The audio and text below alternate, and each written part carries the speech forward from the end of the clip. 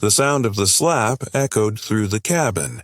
Sharp, sudden, unbelievable. For a moment, time froze.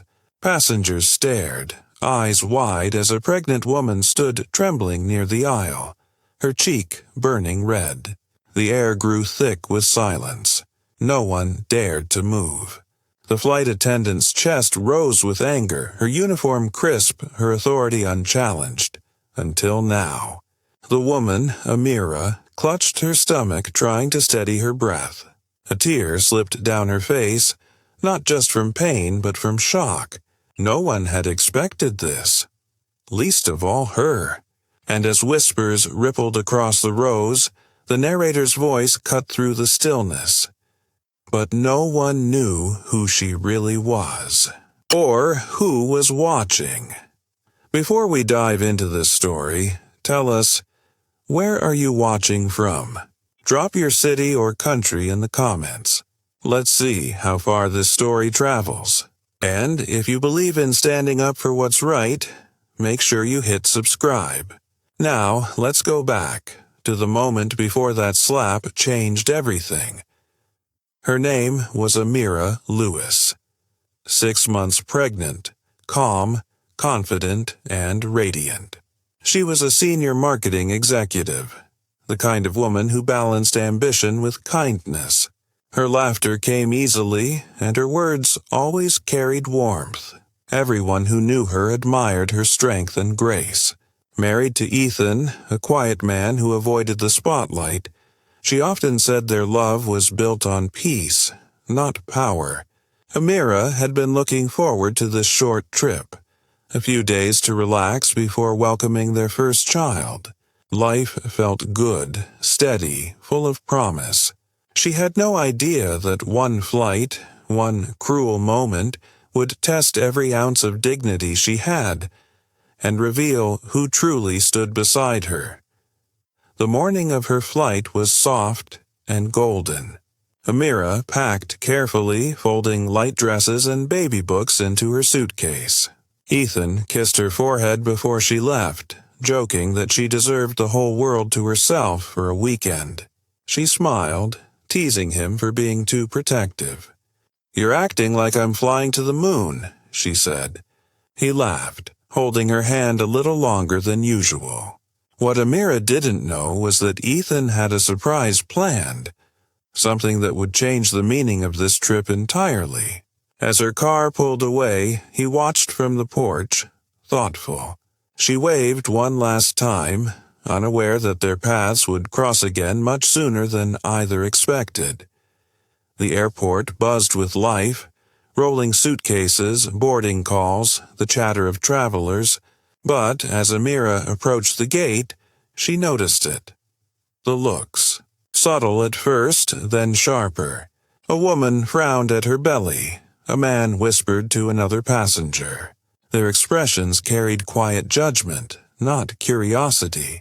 Amira felt the weight of it, but chose grace over reaction.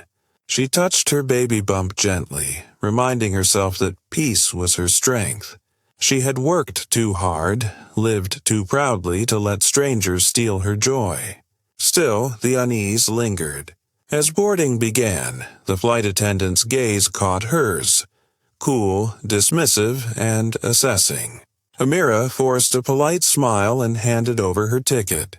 That was the moment the tension began to rise. The cabin was calm, the hum of engines steady, but the air around Amira felt colder than the rest.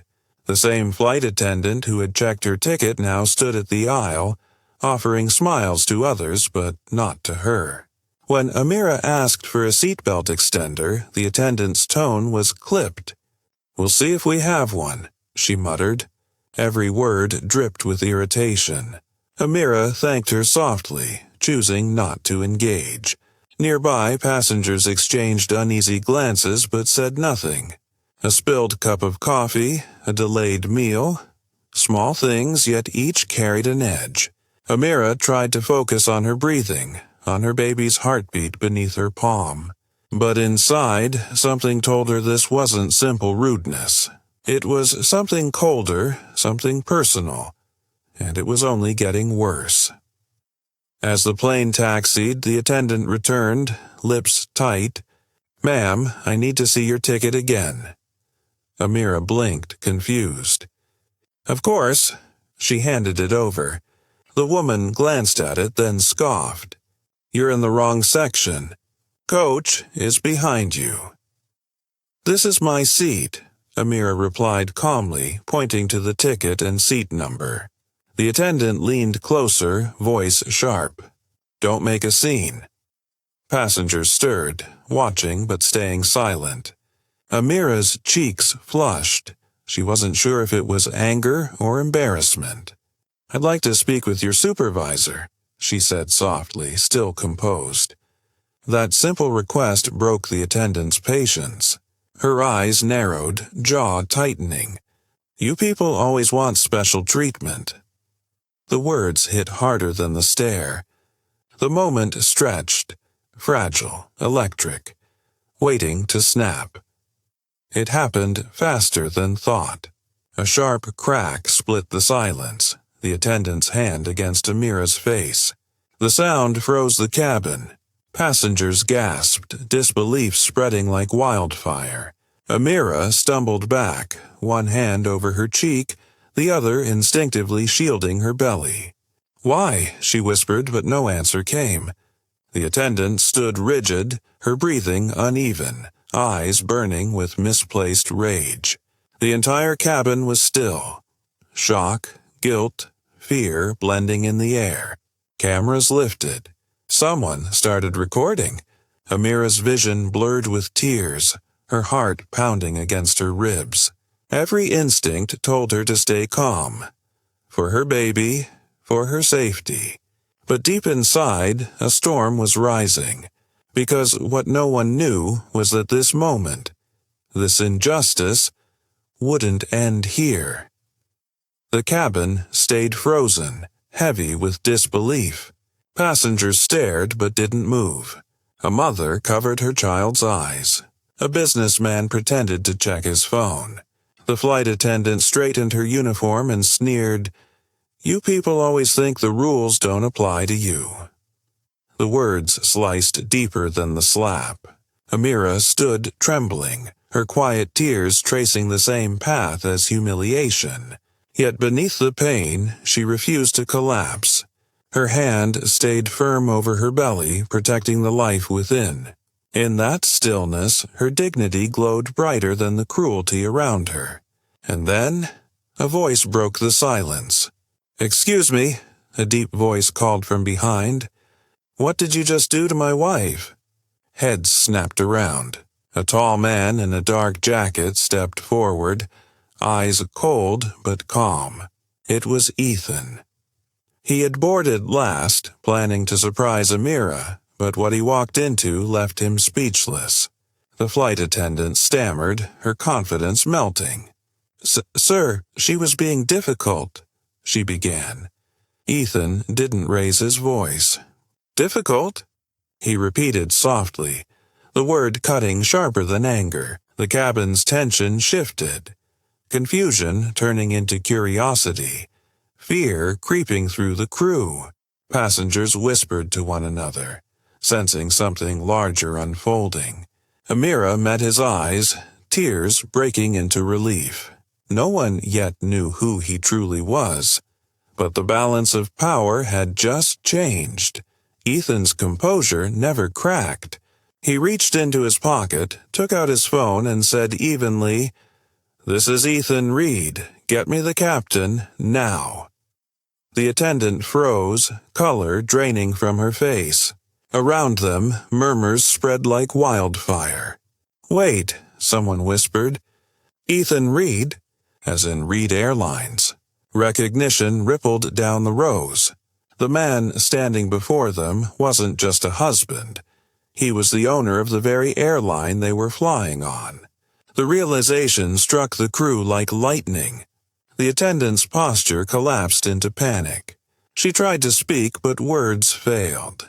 Ethan's expression stayed unreadable, focused only on Amira. Calm, deliberate power filled the space where chaos had been. The silence returned. But this time it belonged to him.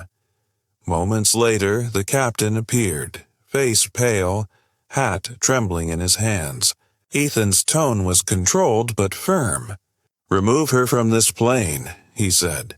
No shouting, no threats, just authority that demanded obedience. The captain nodded, motioning for security.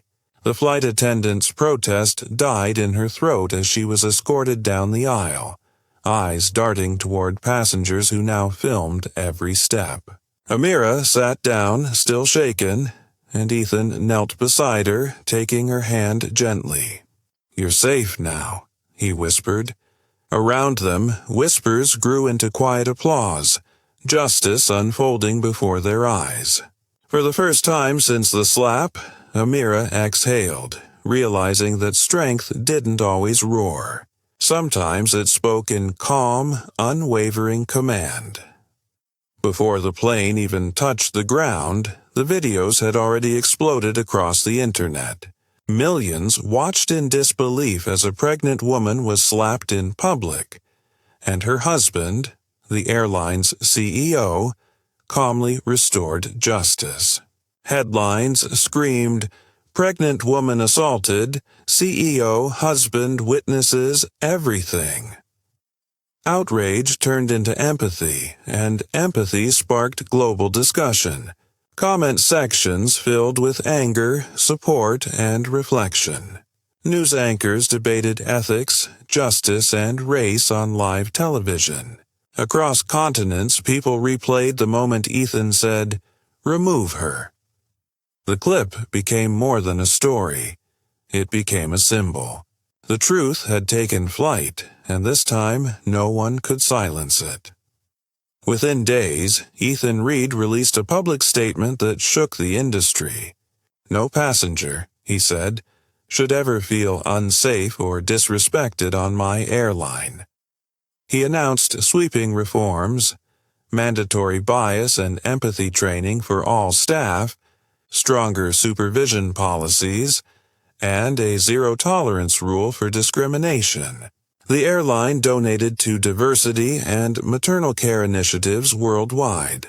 The flight attendant, after investigation, was permanently banned from aviation. Reporters flooded the couple with requests, but Ethan declined interviews.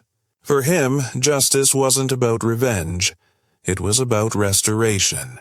Together, he and Amira chose quiet dignity, focusing not on punishment, but on creating a world where no one would have to endure what she did again.